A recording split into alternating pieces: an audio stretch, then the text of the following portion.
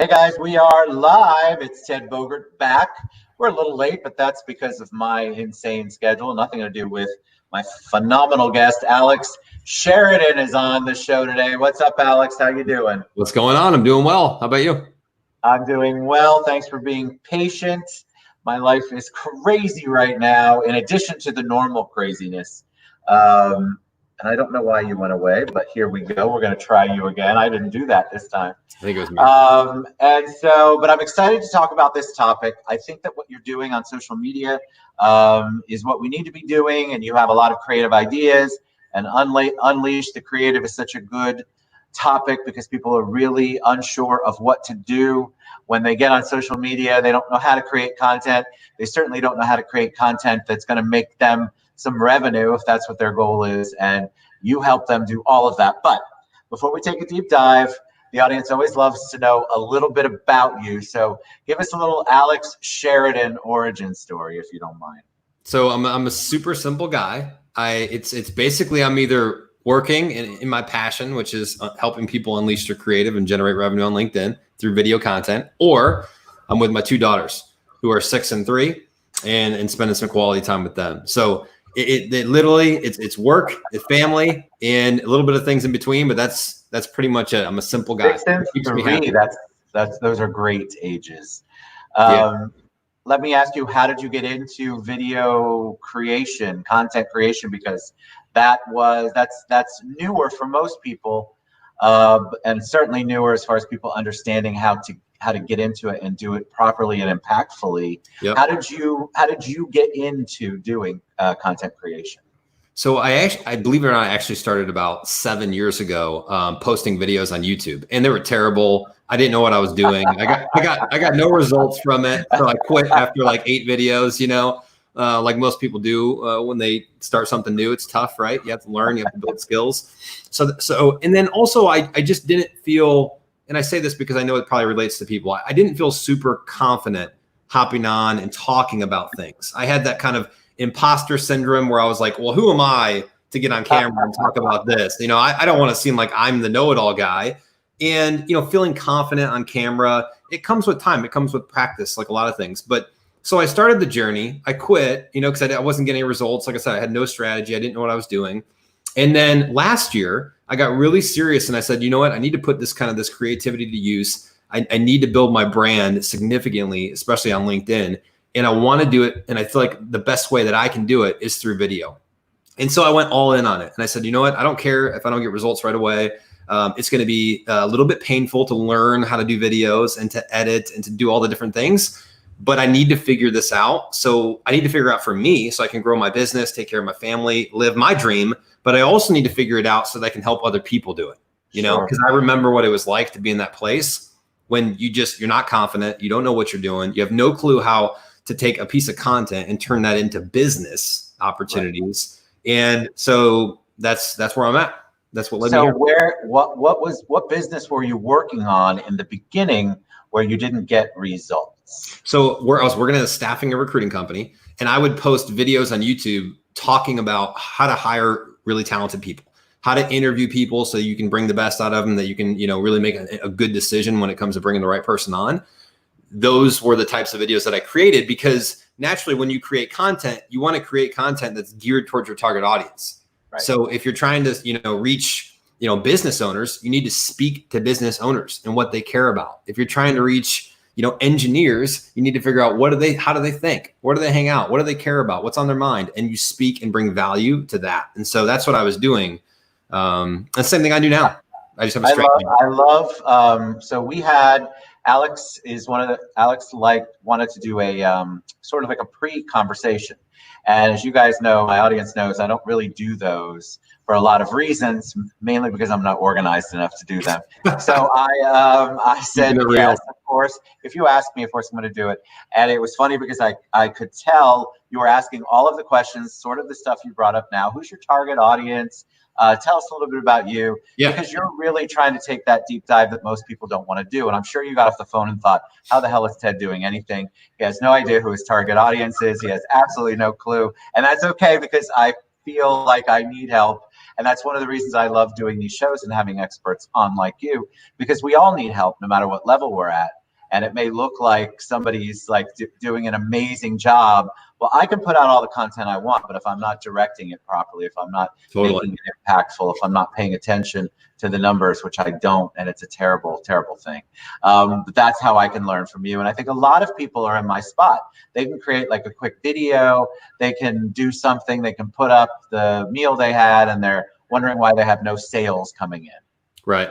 That's what I talk about a lot, is being very intentional on LinkedIn, right? With everything that we do. If you started a business, if you started a workout routine, a diet, whatever you start, there would be some type of plan or strategy if you wanted to get real results, right? But for some reason, when it comes to LinkedIn and social media, we sometimes think, well, I'm just on here. I'm just gonna, I'm gonna kind of see what works and what doesn't, and we'll figure it out, right? Well, you're just not gonna get results doing that, right? And I did that in the beginning, so I understand that. But once you get really, it doesn't matter what you want to do. If you want to get more people on your podcast, if you want to win clients, if you want to book more speaking engagements, if you have this big desire where you want to make an impact on the world, which I do, either way, no matter what it is, having a plan, having a strategy, and being intentional is going to help you get there faster. So I think a lot of people would say agree, and then they don't know what to do next. Well, I intentionally posted that picture of the lunch I had. I feel like people just don't understand. They hear the buzzwords, they hear words like intentional, they hear words about impactful, they hear content creation and unleashing your creative. Yeah. And then they're like, okay, that's great, but I have no idea how to do it. So are you babysitter, mom, dad, bartender, pastor, counselor, all in the beginning when you take a client on? Well, totally. Yeah. I mean, because there's that, there's the psychological element of it, that you got to kind of fight through, which is people having, self-doubt, worried about being on camera, self-conscious about things, they doubt if they can really do it. And then there's the tactical stuff. Then there's the techniques, the strategies, the all that type of stuff, which to where you're going is like, hey, cool. We're talking about unleashing the creative. You got to, add value. You got to do all these things. Where do you start? You start with, sort of your profile, your landing page, your website of LinkedIn, if you will, where it's like, how are you set up? Because let's just pretend your target customer or whoever you want to attract lands on your page. Are they going to take action based on what you have there? Is it set up correctly? Does it speak to your target audience? Does it get them excited and say, man, this Ted guy understands where I'm coming from. Like he seems like he's in my head. Like he knows my problems. And he has a solution. I need to talk to this guy. I need to reach out. I need to send him an email, send him a DM. So it starts with optimizing your profile for success. And then you talk about who is the target audience, who is the people that you want to speak to, the people that you want to reach out to. Who are they? Where do they hang out? What are they interested in? What groups are they in? How do you connect with them? Do you have an engagement strategy where you are actively engaging with this group, with these people on a daily basis? And then comes in the content, which is how do you create content that gets attention, that gets engagement? And then how do you take that engagement and attention and convert it right into customers? Yes, and most people want that magic pill that you just mentioned. They want to figure it out. Alex, give me the one thing. Give me the one thing that I can just do tomorrow, and everything's gonna, my videos will look like this, and I'll have customers coming, and there's no one thing that you can do tomorrow. This is a longer term play for sure. What are some of the mistakes that people make on their content? I feel like even though I do it all the time, there are things that, and I'm trying to figure out what I can do better.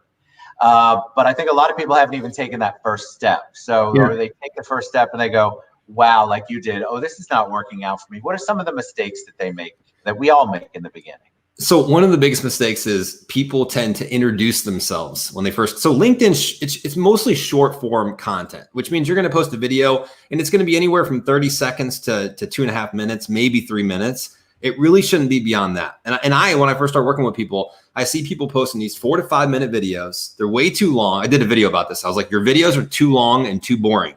And that was the video. And it was a 45-second video just to prove a point. But it has to grab attention. So what a lot of people do is they'll start off the video and they'll do this. They'll go, all right, hey, it's Alex with Impaxs LinkedIn Marketing, and we're here today to talk. Boom, that person's gone, Ted. Like they're scrolling through the feed, and if you didn't catch their attention right away and hit them with something of value, of substance that speaks to them, they are going to keep scrolling. On top of that, the video is 4 to 5 minutes long. So when you see that much time, someone's randomly most people are just randomly scrolling through LinkedIn. They're looking for something that jumps out at them. 5 minutes is a lot of time to give us to a stranger that you've never seen before. So when you first start creating pieces of content, videos specifically, you need to make them 45 seconds to a minute to 2 minutes, because people will give you that time versus saying, hey, watch my video for 45 minutes. We've never interacted before in our entire lives. Right. But you do need it to stand out. You have to grab their attention. So scrap the intro, scrap the, hey, my name is this, this, and this. Our names are right here. In this case, it's right here. But we know the name. You don't need to tell your name. You don't need to talk about, hey, today you get right to it. I love I don't do them like I should, but I love shorter videos. And I think the impact is better, because you're right. If I'm scrolling through LinkedIn, if it says it's a 10-minute video, the chances of me even clicking on that are slim. Right. None. So let's say so you create this really cool 45-second video. You feel good about your content. And then the promotion part too is, I think, where people don't know what to do. Do you use hashtags on LinkedIn? How do you promote it? Who do you tag? What do you say? Is your narrative supposed to be long or short, especially on LinkedIn? So what are some pointers you can give us? And by the way, I'm taking mental notes. Yeah, for sure. Well, yeah, you definitely want to use hashtags, right? Because then you have more of an opportunity of popping up in other places where you would want to show up at, and your post could then start trending, which means you're more likely to pop up. The given rule of thumb is always use about 3 to 5 hashtags on LinkedIn. So with every post, and then create your own hashtag, right? I have my own hashtag, which is Unleash the Creative. So if people follow that hashtag, every time I post, I'm way more likely to pull up in their feed because they're already following that hashtag. So, and then in terms of tagging, there's a lot of like engagement groups and pods and stuff where people just go crazy tagging people. Personally, I don't think you need to tag a ton of people with every post randomly. If there's a topic that you bring up, or like for you, you're like, hey, I'm having Alex on my show, boom, of course you tag. If it's an opportunity to say, hey, we're talking about, creating videos today, or anything like that, you could say, I'm going to tag a couple people that are really good at creating videos, so you can see what I mean. If it's intentional, right? If it makes sense, tag away. If you're going to ask someone a question, tag away, because that's going to drive engagement to the post. And then more people they're going to see it. Their audience, the people from their person's audience, is going to now see your post. So now you're doubling and tripling your width. So I think that could be a good thing. But I'm not a big fan of just random tagging 30 to 40 to 50 people just to get people to look at your stuff. What I suggest is put in the work to engage with other people on a daily basis. You have to give, and then you can receive. So when you're out there giving, and I call engagement secondary content, because basically what we're doing is we've got little mini bits of content that we're putting out there on other people's posts. It's a good opportunity for us to build relationships, to get exposure, and for more people to get to really understand what we do. But when you're out there putting out content, that's a great opportunity to sort of bridge that gap, again, without having to put out your own content.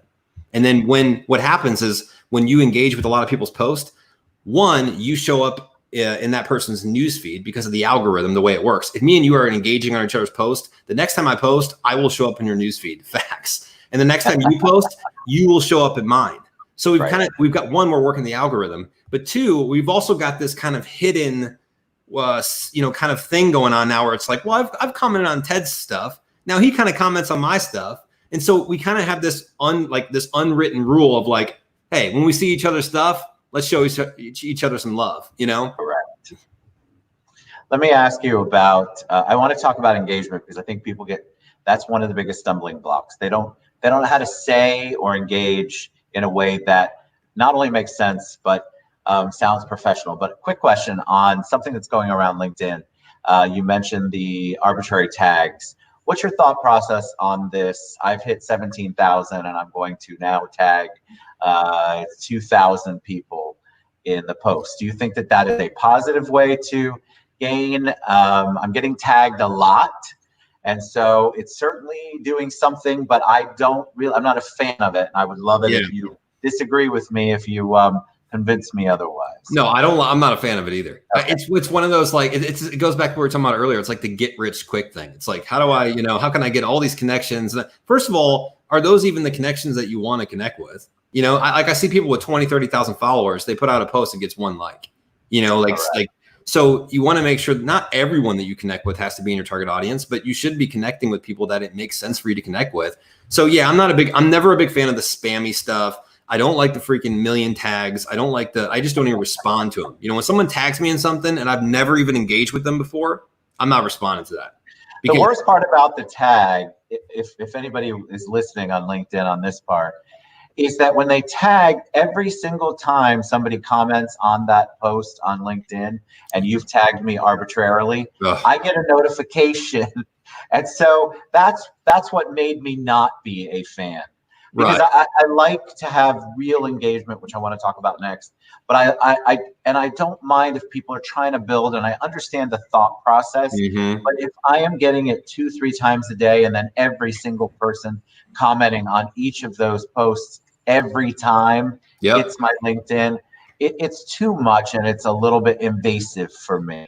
And by the way, you can turn that notification off. So if you click on them, how do you do that? Well, when you get the notification, I forgot what it actually says, but all you do is, let me pull mine up real quick. Yes, you can say, do you want to still receive notifications from here? Yeah, stop seeing so-and-so's updates, stop seeing notifications like this. So you can't, but to your point, it's just annoying because it feels like people are just taking. They want your attention. They want you tagged on here so you can comment on their post. That's what I don't like about it. Like, I truly believe you have to give, and then you can receive. And that just seems like you're trying to use what I built and get me to comment on your stuff so you can boost your stuff. And we've never even talked before.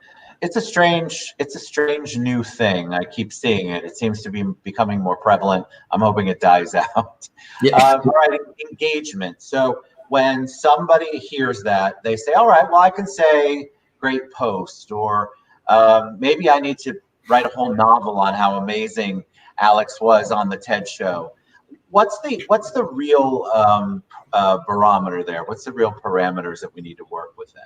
Yeah, so it's kind of like, it's like you meet in the middle, right? It's not like, you know, every comment that you put out there shouldn't be great posts, nice job, way to go. You know, it just, because if that's all you're doing, you're not building relationships, you're not growing your brand. No one's gonna look at that and say, wow, really intellectual stuff there. So I think it's a balance. There's times when I'm short and sweet and to the point, when it makes sense, usually if it's someone I know or I've engaged with. And there's other times, especially newer people that you're engaging with that don't know you, they don't have the context.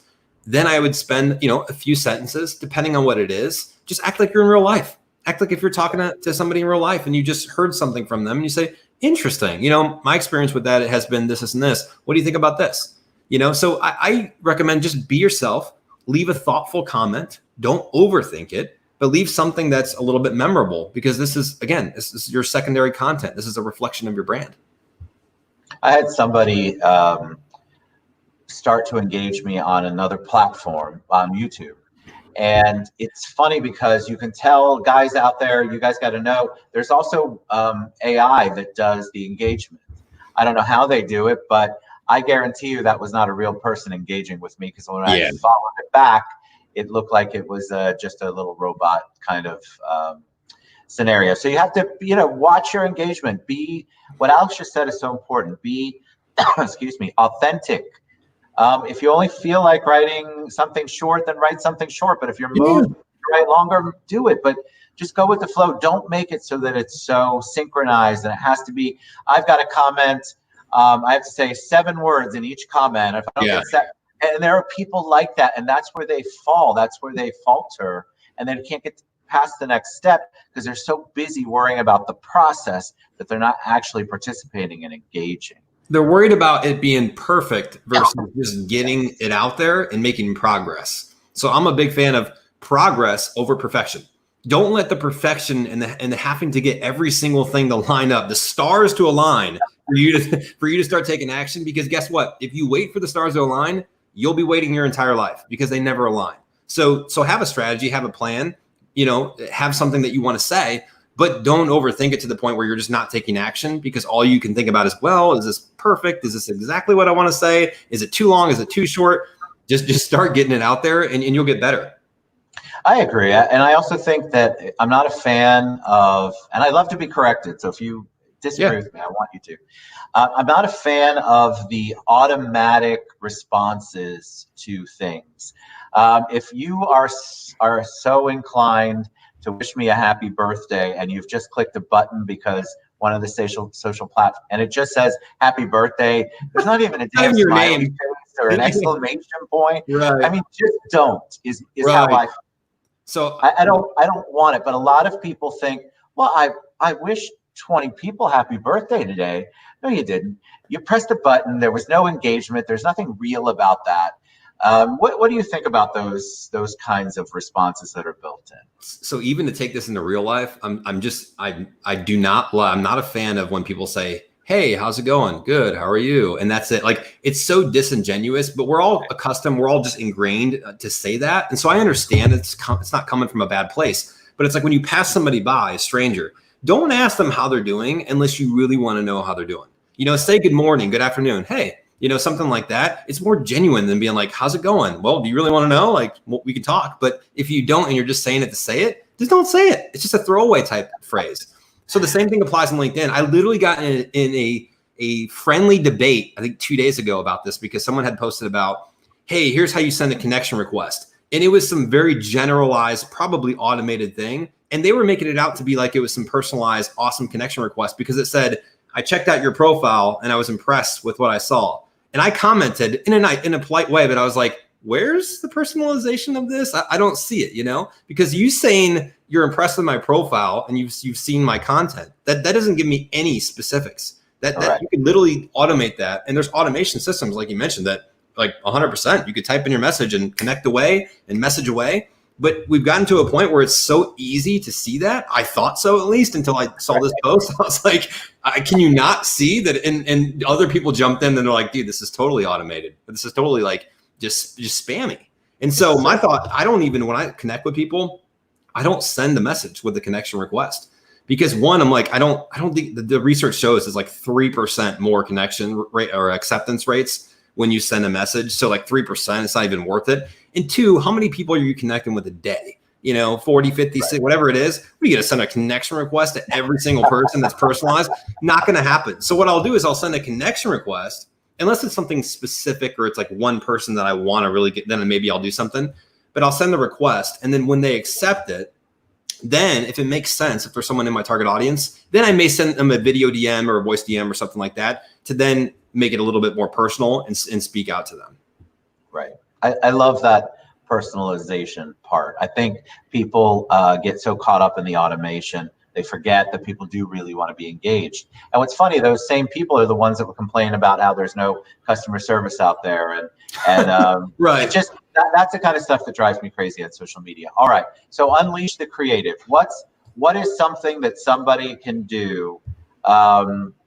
Especially in this world, you have to be creative, right? We've all had to go creative, especially since COVID and the lockdown. But if somebody's saying, all right, I like what you're saying, Alex, I want to be creative on LinkedIn, what would you recommend them do? Because LinkedIn's your platform. That's your baby. Mm-hmm. That's where you live, eat, breathe. And I love it because I think that's good to be focused. So kudos to you. But what advice would you give them? So I think first and foremost, you have to look inwards and say, what do I have? Like, what's inside of me? Where am I creative? Is it maybe musically? Is it maybe writing? Is it on camera? Is it interviewing people like you? Is it acting? Whatever it is, I think you got to kind of play to your strengths. But I would say think about your target audience. Who are you trying to attract? Who are you trying to reach? And you literally just reverse engineer back. So what I do, for example, is how I unleash my creative is I think about, because I'm obviously on LinkedIn, video marketing is my thing. I think about what are the silly things that we see on LinkedIn? What are the goofy things that everyone could relate to, that everyone would understand, maybe get a kick out of? What are the things that everyone's struggling with on LinkedIn? Their videos are too long and too boring. They haven't figured out the algorithm. They don't know how to engage. They're doing automation messages. It's not working. And I just think about what would these people need to hear? And I try to instill a little bit of entertainment, sometimes a lot of entertainment and humor into that. Because I also think that when you think about this next level, it's like, how do you keep people around? There has to be, it can't just be the educational value. You have to have something of interest, whether it's just your personality and the way you do a show, or whether it's the way you do a video, or you add a skit in there, or you add something kind of funny, or the theme of it's something different. Like, something in there has to keep people around. So I really believe that it's got to be, one, it's got to be giving people value where they're actually learning something. And then two, there's got to be some type of creative element where it's keeping people interested to say, when they see a show or when they see your video, they say, oh, what's this going to be like? This is usually interesting, you know? So you've shared all of this, and thank you, because a lot of times people come on and they want to hold back their information. So thanks for sharing. How do people engage with you if they want to learn more, maybe engage your service, learn how to create videos that are going to bring them in some revenue? What's the best way for them to reach you? The easiest way, especially if you're already on LinkedIn, is just shoot me a DM, and we'll set up a time to talk, and that's it. That's really it. Email, I think we probably could plug that. I don't know if we have it on here or not, but I put your website on. Okay, cool. Go to the website, drop an email. But the easiest way is just shoot me a DM. Shoot me a DM and let me know, and we'll chat. Thank you. That was awesome, Alex. I got lots of nuggets out of there. Guys, I need as much help as you do, so it's always great when we have a pro come on and talk about stuff, because I just make mental notes. It's so good because we all need the help. And I encourage you, if you don't know what you're doing and you don't want to learn, go to someone who's going to be there for you, that you can actually engage professionally, that can help you along the way and maybe get you past that learning curve. Alex Sheridan, thanks for being on the show, my friend. I appreciate it. Thank you so much. Pleasure. All right, guys. Appreciate you guys.